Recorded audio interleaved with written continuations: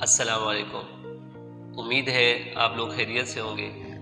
آج کا ہمارا ٹاپک عربی میں تعارف کے حوالے سے کیا جائے گا کہ عربی میں اپنا تعارف یا کسی دوسرے شخص سے تعارف کیسے کروایا جائے گا۔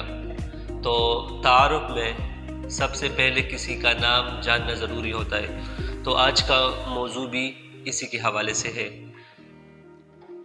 جیسے کہ ہم انگلش میں کہتے ہیں واٹس یور نیم، یا اردو میں کہا جاتا ہے تمہارا نام کیا ہے، تو عربی میں کہا جائے گا یا اسے کیسے کہا جائے گا۔ تو جیسے کہ میں نے یہاں پر لکھا ہے ما اسمک، ما اسمک۔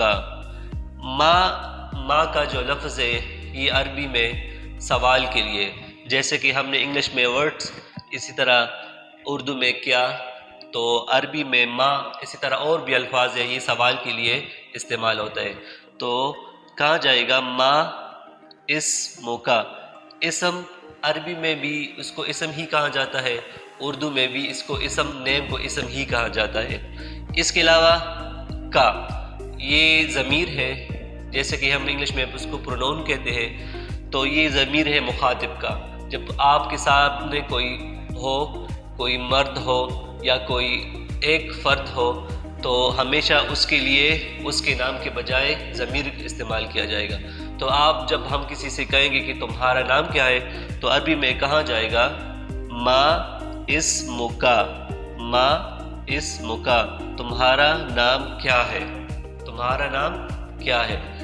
اس کے علاوہ جو ہے، اگر وہ فیمیل ہو یا خاتون ہو، تو وہاں پر ہم صرف کاف زبر کو ہٹا کے اس کے نیچے زیر لگائیں گے، تو یہ نشاندہی ہو جائے گی جب کسی فیمیل سے یا خاتون سے ان کے بارے میں سوال کیا جائے گا۔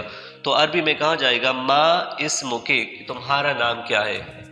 اس کے علاوہ اگر وہ مثال طور پر میرا نام سلمان ہے، اگر وہ جواب میں یہ کہے کہ مائی نیم از سلمان، یا اردو میں ہم کہتے ہیں کہ میرا نام سلمان ہے، تو عربی میں کہا جائے گا اسمی سلمان، اسمی سلمان۔ یہاں پر اسم کے ساتھ جو یا لگا ہوا ہے، یہ بھی ضمیر ہے، اور یہ کسی چیز کو اپنی طرف سونپنے کے لیے یا اپنی طرف نسبت دینے کے لیے یا کا استعمال ہوتا ہے۔